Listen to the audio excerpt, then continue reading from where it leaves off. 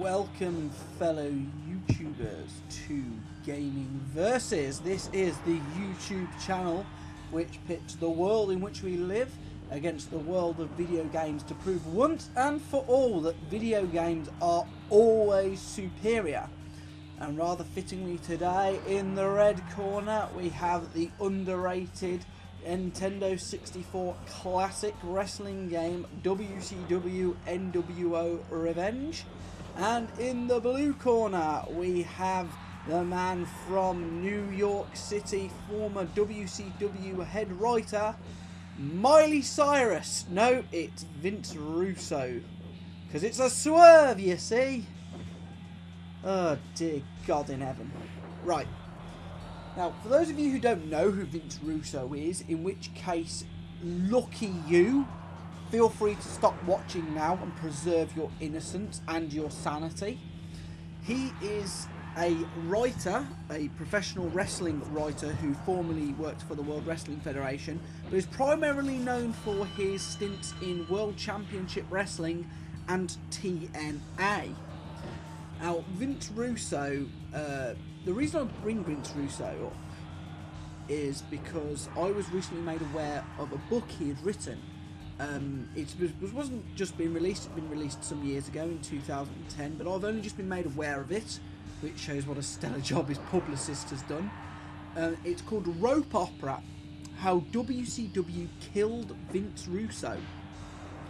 And it's Vince Russo's take, his personal experience on his time in World Championship Wrestling, on the difficulties he faced as the head writer, and why every single bad thing that happened in that company, every single criticism levelled against him, every single mistake that has been analysed and glaringly nitpicked over by the wrestling community was not in any way, shape or form his fault. It was the fault of standards and practices at the Time Warner Company, or Turner Corporation as it was before it merged, that forbid things like the use of blood or swearing, this despite the fact that in the 1980s wrestling was doing pretty damn well without the need for blood and swearing. It is the fault of the wrestlers themselves, those who had creative control in their contract and refused to do jobs and made themselves the stars of the show, which isn't the worst thing in the world as an excuse. You know, it is well documented that people such as Hulk Hogan and Kevin Nash, with their creative control, kept themselves at the top of the card, put themselves over other talent which would have been better served to lead the company in the future. However, I don't buy it as an exact excuse for everything that he did. But essentially it's a woe is me tale. It's one of those, you might as well have called it, bro, it wasn't my fault. And people buy it. Not just bought the book, not just purchased the book. I mean, people buy his argument. I've read reviews on Amazon where people say, I thought Vince Russo was a bad guy. I thought he'd done this. I'd read criticism about him. But upon reading this book, he changed my mind and realised that he's just a man trying to feed his family. You know, he's a human being and it's unfair to criticise him. People, don't buy it for a second. Do not believe a single word of this shit. It is unbelievable that a man who has done the things he has done can write or even begin to defend some of it with, you know, I'm just a man doing my job. Okay, you're just a man doing your job, trying to make WCW a success and get paid and feed your kids. So, making yourself World Heavyweight Wrestling Champion, making yourself a TV star, that's with no reason. He's not a wrestler. The man was never a professional wrestler, yet he made himself the heavyweight champion of the world. Because he's the writer, you see, he can script it. He can do what he wants. but he's just trying to feed his fat. But anyone complains about that, if anyone complains, why is this writer putting himself over Ric Flair, who's, you know, the greatest in-ring talent probably in the history of the business, you'll just get met with responses of, it's all fake, why do you care? But remember, he's just trying to feed his family, folks. He's just trying to feed his family. I can feel myself getting angry just talking about this. Vince Russo, when he worked for the World Wrestling Federation, was clearly a very creative man. Okay, he did script a lot of things which I personally think were just insulting to the intelligence of the average human being, insulting to the intelligence of even the below average human being. But he was better than TNA, where he wrote stuff which was insulting to the intelligence of the average potted plant. But at the very least, he was a creative man. But what he's like a high pressure hose, lots of energy, but that energy needs to be harnessed and pointed in a direction. And when Vince McMahon at the World Wrestling Federation was his editor, it was at least coordinated to some degree.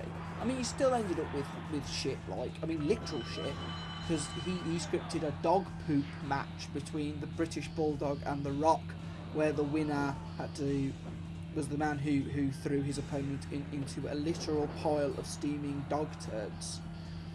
Yeah, you stay classy, Vince Russo.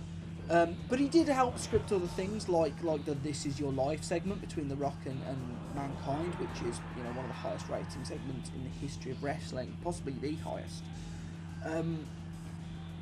But when he left for WCW and tried to spin it that he's responsible for every success that company ever had for guys like Stone Cold Steve Austin and The Rock, when he didn't, and, you know, when he went to WCW, him and his buddy Ed Ferrara, who's just as culpable as he is, they had no director, they had no editor, they had nobody to filter their ideas, and the results speak for themselves. Watching World Championship Wrestling when Vince Russo was writing it is like electing to keep your hand on a stove after several hours.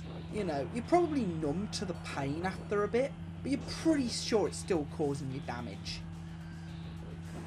This company, WCW, was owned by a billionaire, Ted Turner.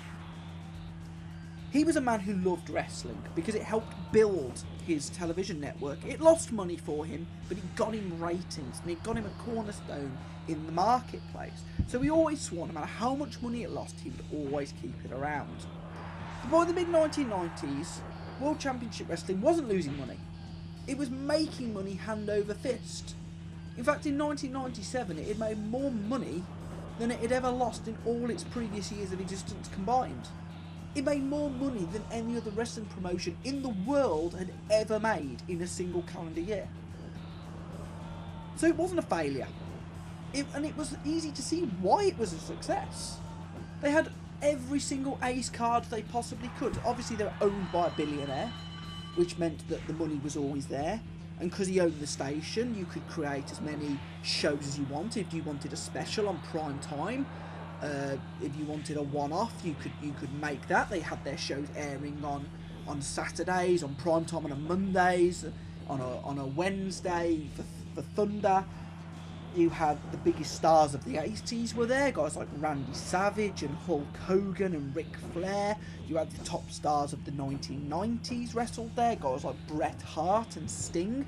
They had a great tag team division with Harlem Heat. They had a great cruiserweight division with guys all over the world, Ultimo Dragon from Japan or Juventud Guerrera from Mexico.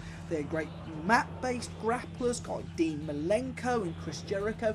Everything that you could possibly want to see, whatever your type of wrestling that you enjoyed, you could watch WCW and get it. And I know that when Vince Russo came into WCW in late 1999, the company was on a downward curve. They had lost out the Monday Night Wars to WWF, as they were at the time, WWE now, and I know that things were going down, but they were still making good ratings. They were coming second, but they weren't doing badly second. You know, they were doing a 3.08, which is about what WWE is doing now, and they're a monopoly. So that's not bad. Their pay-per-views, uncensored in September 1999, which was just before Vince Russo arrived on the scene, drew a 1.1, which is very, very good in terms of pay-per-view buys. If you base the fact that wrestling promotions gain the majority of their income from pay-per-view buys, a 1.1 is excellent. So they still had a lot of positives going for them, even though they'd lost the Giants and Chris Jericho and other talent to Vince McMahon. They still had an awful lot of talent on the card. They had Goldberg, who was just on fire. He was unbelievably over, probably the most over guy in the wrestling business at the time. And they had all these tools to make a success. And Vince Russo and Ed Ferrara come in, and they just script the worst television you have ever seen, ever, anywhere in your life. And I will challenge anybody on this. You will never see worse booking. You will never see worse scripting of television than World Championship Wrestling under Vince Russo and Ed Ferrara. And this is the thing with wrestling. If you are a wrestling fan, I don't need to explain to you why you like wrestling. Okay, it's obvious. But if you don't like wrestling, I suppose no explanation I give you will be good enough. It's one of those things, you know, it's something that you like. People talk about guilty pleasures. I don't understand that. Because unless what you like is illegal or immoral, you know, unless you're really into sheep sexually, or you're a Piers Morgan fan, I don't understand why you should be embarrassed about what you like. I like professional wrestling. I think it's fun. I think it can be exciting and fast-paced. My girlfriend thinks it's, you know, really bad acting and men in tights pretending to fight each other, which I can't argue with on a whole. But then again, she watches Hollyoaks, and I will argue to the day I die that the acting in wrestling, as bad as it can be, is better than Hollyoaks. But in a way, professional wrestling is like Hollyoaks. It's like a soap opera, basically, because it's conflict. It's a story about conflict, as soap operas are. You have your characters. You know, you have your good guys and your bad guys. You have their relationships with each other. They have a conflict over various issues, whether or not in wrestling it can be simple as, you know, you are the champion, I want to be the champion, I want to be the best, so I want to defeat you. Or you can have storylines which involve affairs, or you know, a lot of things basically. Whereas whereas in a soap opera, where the resolution is that the person who has the affair gets found out, or the bully gets their comeuppance, in wrestling, obviously the resolution is a wrestling match. That's what it is. It's a fight. It's a battle. It's trying to vanquish your foe, of which the people, you know, I hate you, I'm going to get my revenge on you. Let's fight to determine who's the better person. And it's storytelling 101. It's like The Empire Strikes Back. You know, it's Luke Skywalker versus Darth Vader at the end of The Empire Strikes Back. You have that whole build-up of the whole story of the Empire, the bad guys, beating up the rebels, thrashing them on half, chasing them across the galaxy, showing how strong they are. But you have the likeable heroes, and the one guy, the pretender to the throne, Luke Skywalker, the last Jedi, stepping up to give a shot to take down the bad guy. And that's what wrestling is. It's you get the good guys and the bad guys and you build them up through a situation and then you battle them at the end. And whether you like it or not, it's when it at its best, it can be brilliant. People detract it from it as lowbrow and low rent, but honestly, I've seen things done in wrestling when they've done well, that if Breaking Bad had done it, or if Sherlock had done it, then the world would be singing their praises. They'd be getting awards. Everyone would talk about, did you see it? It's amazing. But because it's wrestling, people don't seem to care. But by the same token, there's a lot of bad in it as well. Just like all shows can have bad writing and bad scripting and characters and stories that don't make sense, that you dislike, and that's pretty much what can happen in wrestling too. Especially when Vince Russo's involved, which, you know, bringing back to him. The problem with Vince Russo as a whole is that he doesn't like professional wrestling. He likes the character, he likes the storyline, he especially likes the idea of a swerve, which is when you take your audience on a journey and you think that you lead them to believe there's going to be one conclusion, but instead give them a completely different conclusion. It's a twist. And twists, when they're done well and make sense, and that's the optimum phrase I'm going to use here, can be good.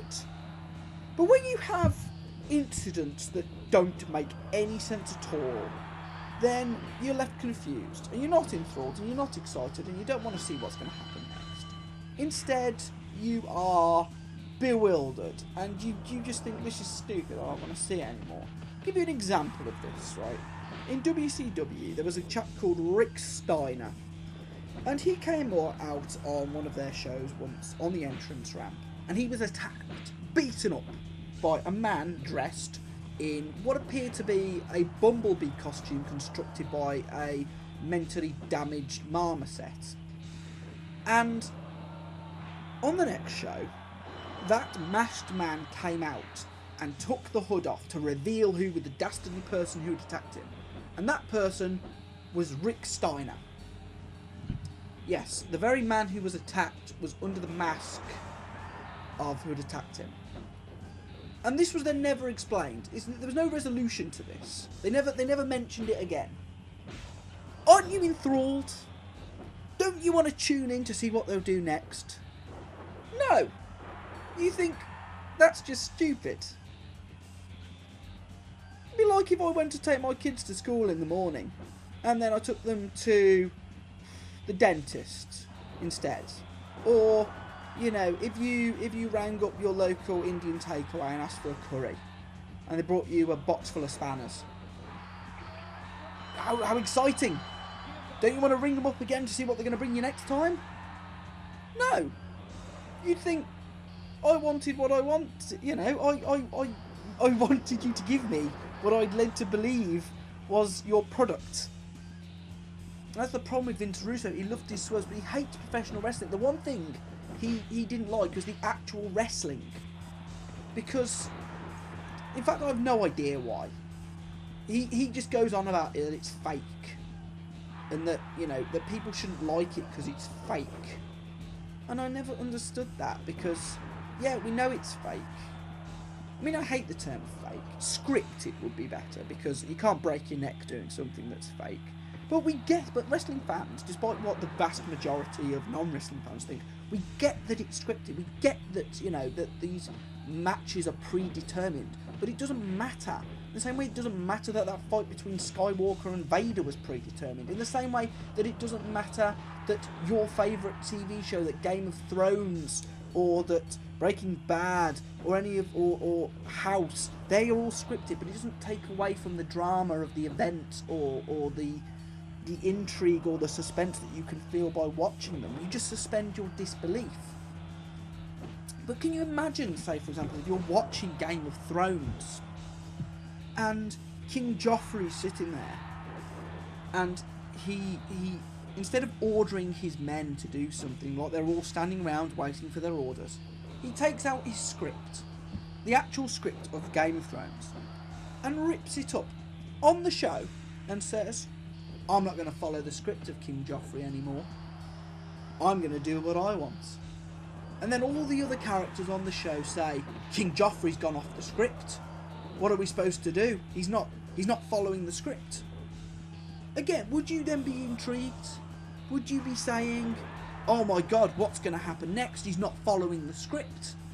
Or would you say, this is the stupidest thing I've ever seen in my life?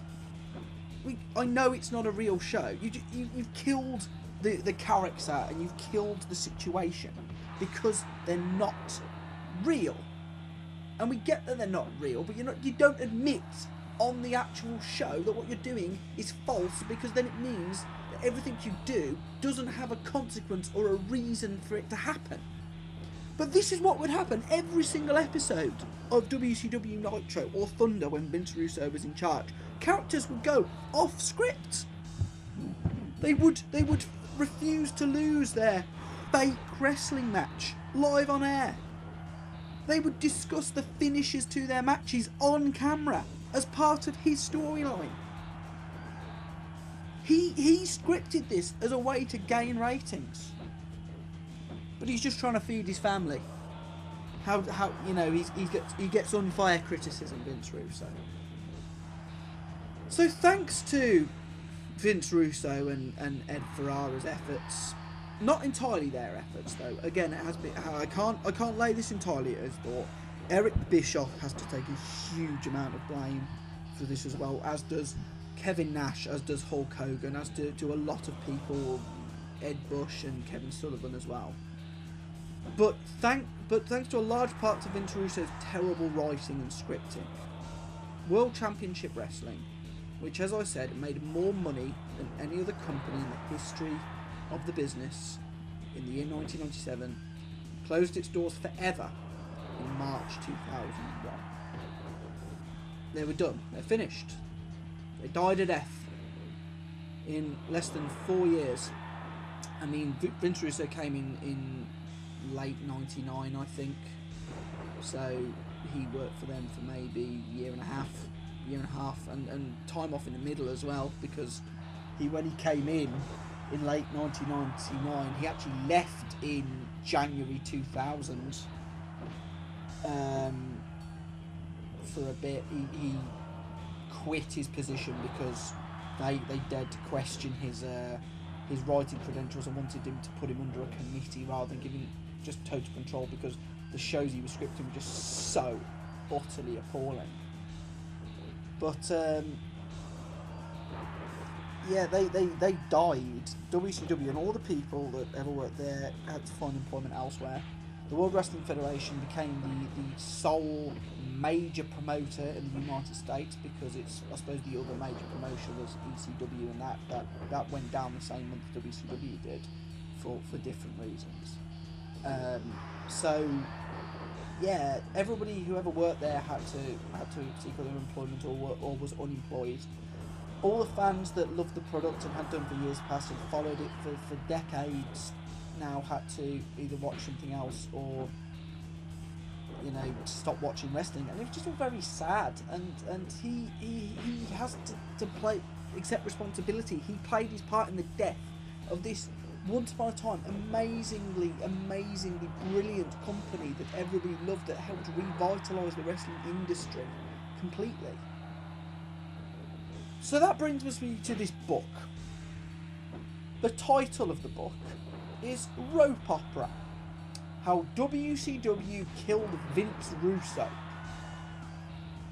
Do you maybe see why I have a problem with this title? Do you maybe see why I take issue with the fact that Vince Russo has titled his book How WCW Killed Vince Russo?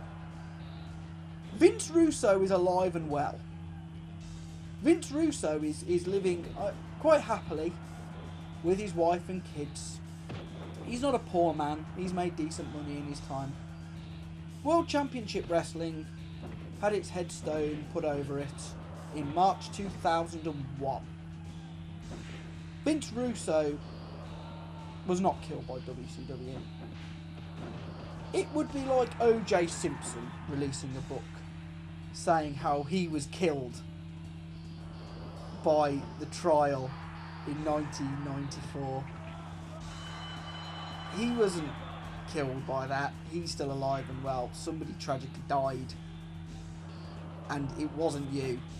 WCW was killed by Vince Russo's crappy writing, amongst other things. But he is such a... Because of the hardships he had to endure.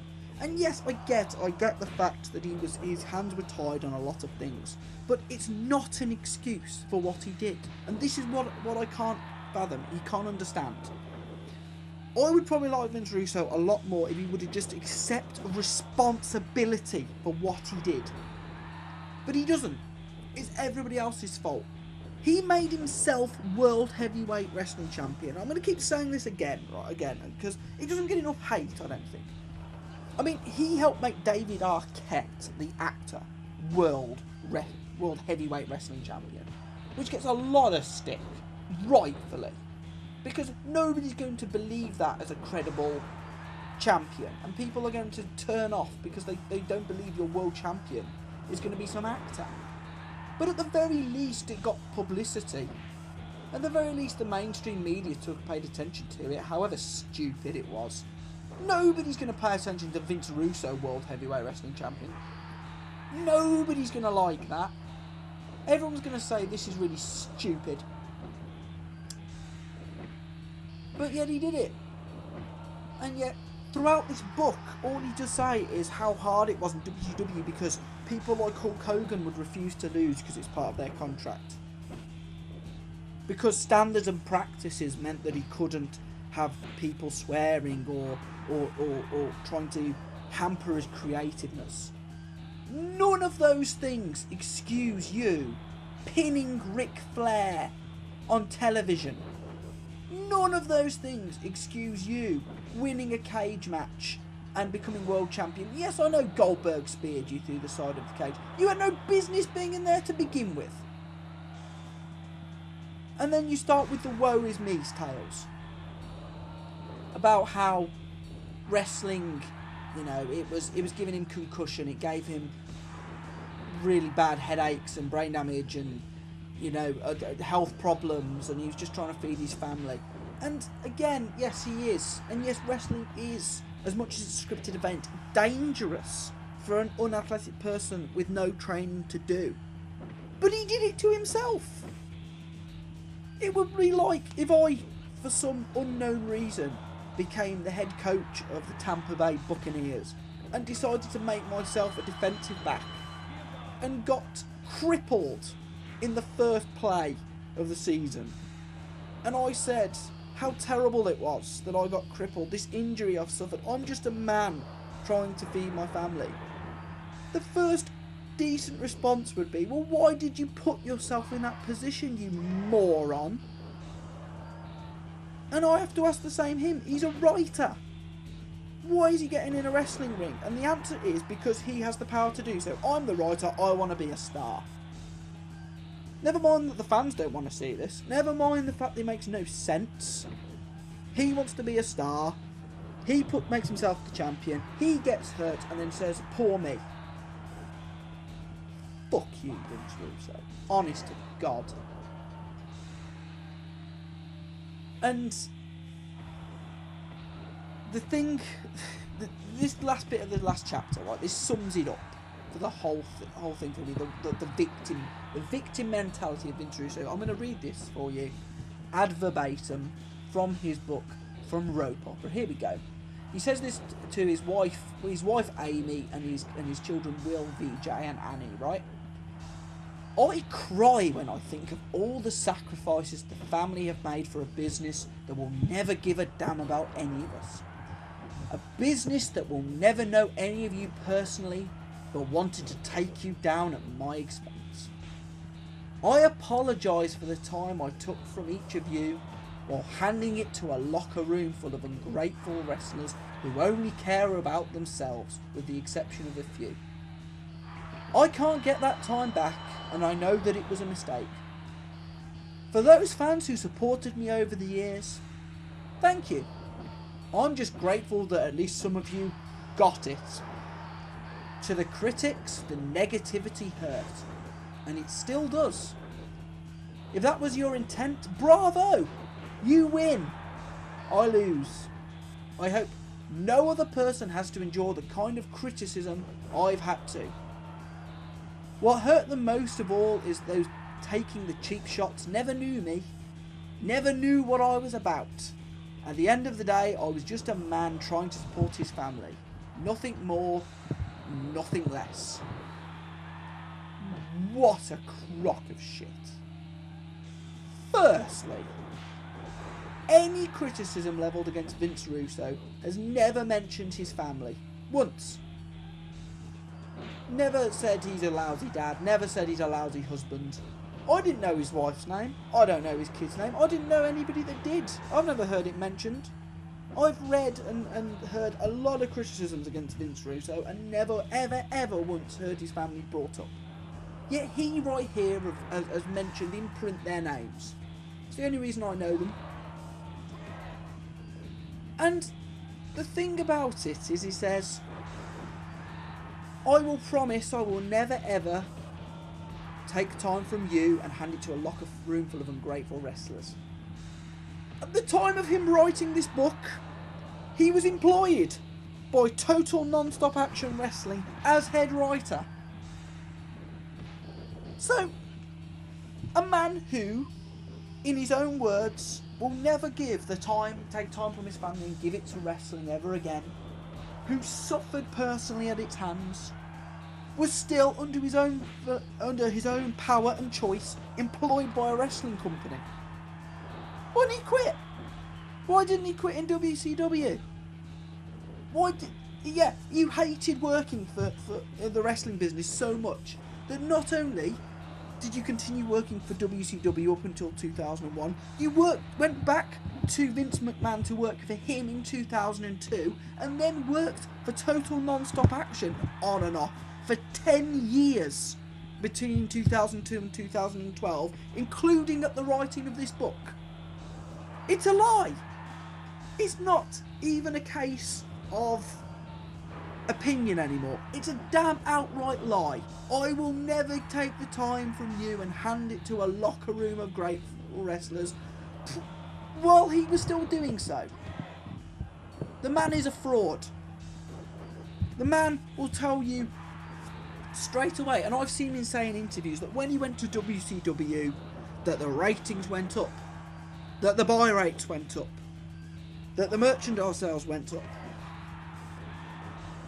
and that it was just the case of the creative control and standards and practices that meant that eventually they went down because he couldn't do anything. That's a lie. I have the numbers here in front of me. Nitro, when he first went into the company, WCW Nitro, which is the company's flagship show, averaged a 3.08 rating. In January 2000, it was a 3.1. So that's an upward trend, but not a massive upward trend. But that in itself is a misleading figure because they cut the hour. They cut an hour from the show. It was a 3-hour show when he started. It was a 2-hour show when he left. So in reality, that averages at a 2.9. So that's a drop in viewership. Bear in mind as well, they lost a ton of money from the advertising revenues because they've got a full hour of advertising that they can no longer use. The attendances, on average, were, when he started, 4,628. When he left, it was averaging 3,593. Another drop of around 1,100 fans. This is due to the fact that, basically, they had killed all their previous draws. The fact that they booked all their new guys as goofs and losers and turned them heel or face, or booked them in angles that nobody cared about, or did swerve after swerve after swerve after running after running after running. And the buy rates, the pay-per-view buy rates, which is the company's main revenue source, where they make the majority of their money, went from a 0.52 to a 0.26. The buy rate dropped in half. In the 3 months or so he worked for the company, the buy rate dropped in half. Their main source of revenue. The numbers do not lie. Vince Russo does. And if anybody wants to validate those numbers, I got them from the book. The Death of WCW by R.D. Reynolds and Brian Alvarez, and they have checked their figures. They are on public record. You can check them. You don't. But Vince Russo will spin you a tale. He came in. He was the White Knight. He was the saviour. But he couldn't do his job properly. He was hamstrung. He was killed. WCW killed him. Says so in the title of this book. Such an unbelievable lie. And like I say, the man, he hates wrestling. He doesn't like the wrestling. He scripts stupid characters and storylines. He books storyline miscarriages. This professional storyline miscarriages. He booked a feud over the Cruiserweight Championship, which is the championship between the light heavyweights, the guys from Mexico and Japan, the Lucha Libres, the high flyers, the really spectacular wrestlers, between Medusa Michelli, who was a woman. Not that it's a problem having women's wrestling, but this is a male championship she's feuding for, and Oklahoma, who was Ed Ferrara, who is an obese non-wrestler, doing a poor impression of Jim Ross, who is a commentator. Who's going to pay money to see that? The Jim Ross thing is even more insulting, because basically the only reason this character existed was because Vince Russo and Ed Ferrara didn't like him. So as soon as they got into their company, Ed Ferrara went on television, mocked him openly about his Bell's palsy, which is a horrible illness that nearly ended his career. He'd left half his face paralysed.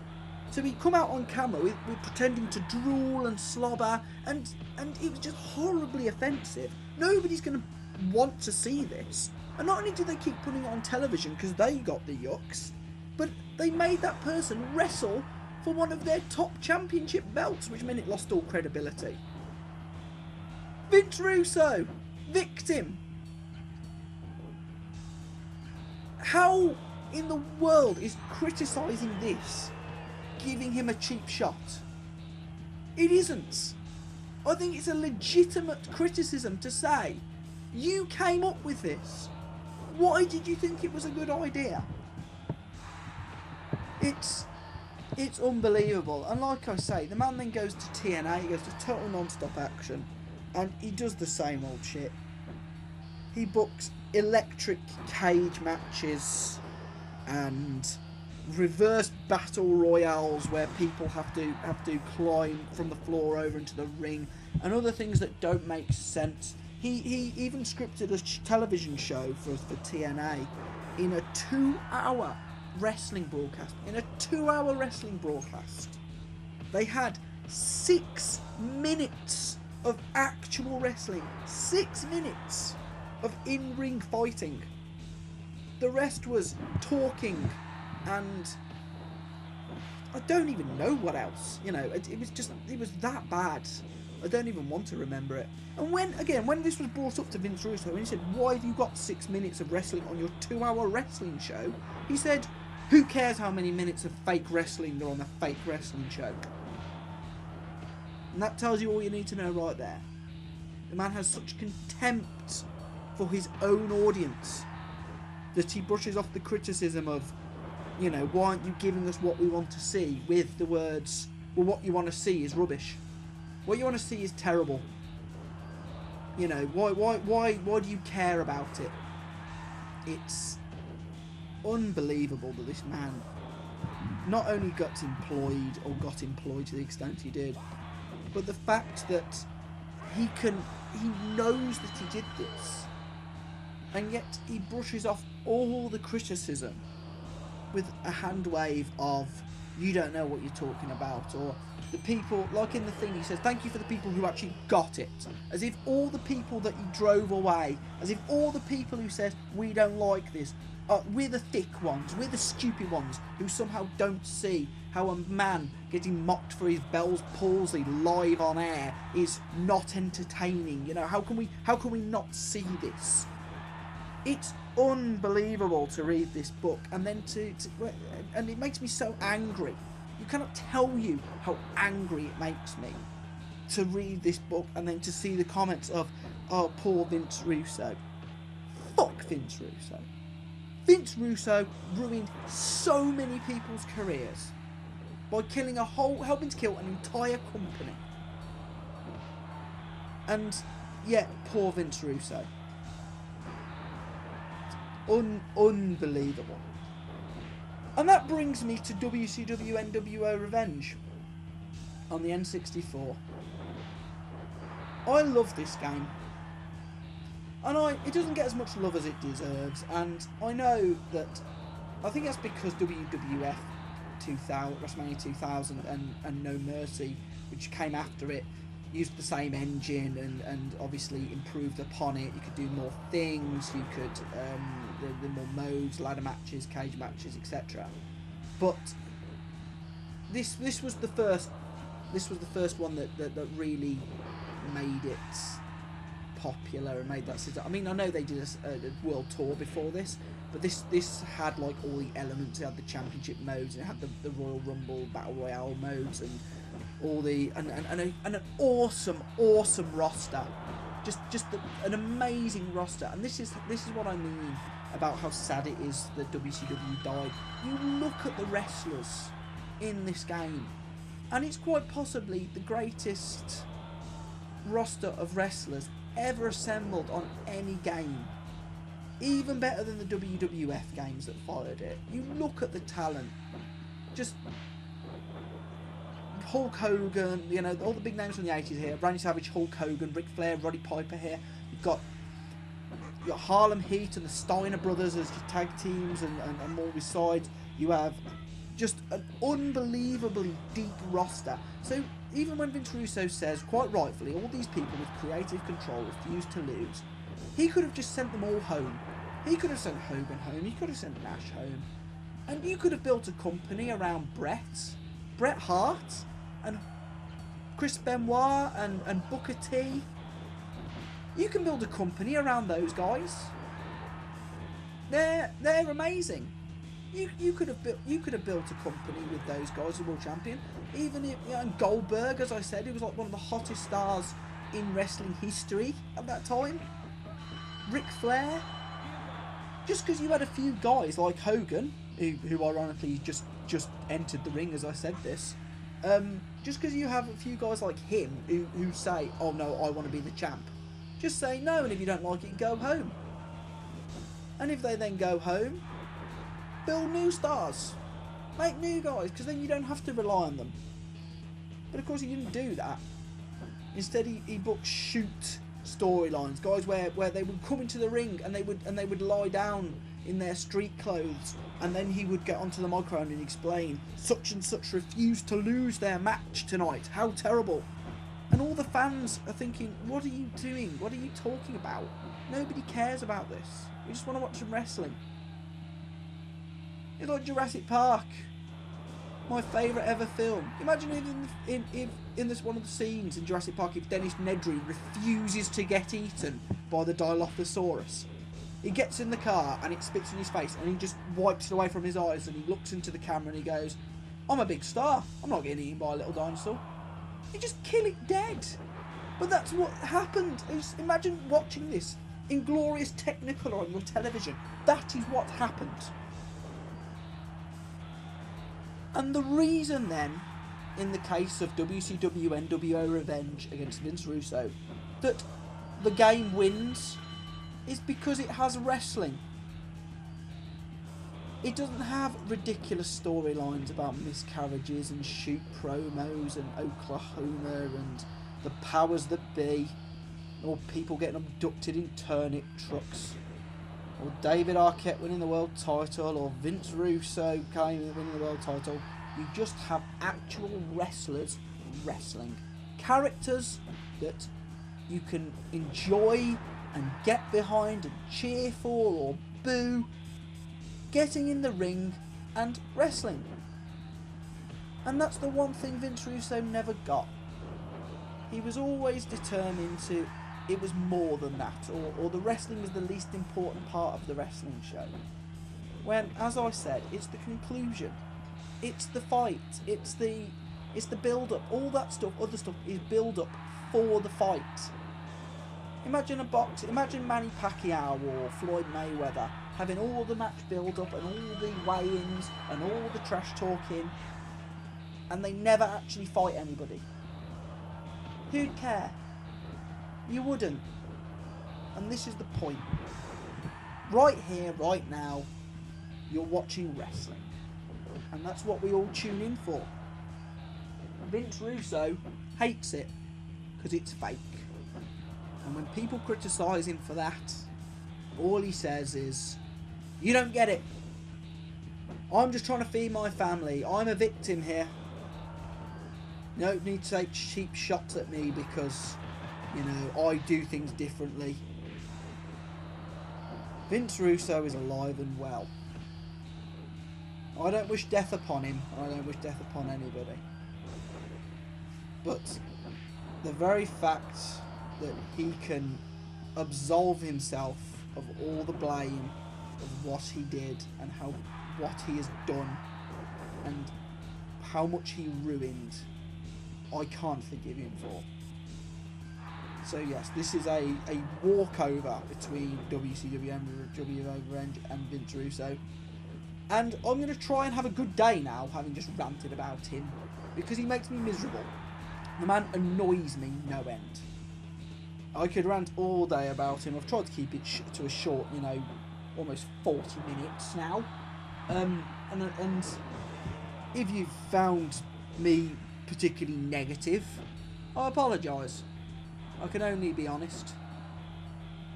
But wrestling is great, and it can be great if it's people, and people can have good storylines, and you can have swerves, and you can have things to make it interesting. But just, if you are a wrestling promoter, or you're involved in wrestling, or you're thinking of getting into wrestling, know the name Vince Russo. If you ever see that name appear anywhere near your booking sheet, or you hear people talking about bringing him in, or, oh, we should be like Russo, slap them as hard as you can and get away. Because I would very much like wrestling to survive as much as possible.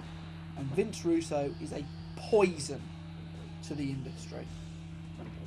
Thank you very much for watching. Ta-ra.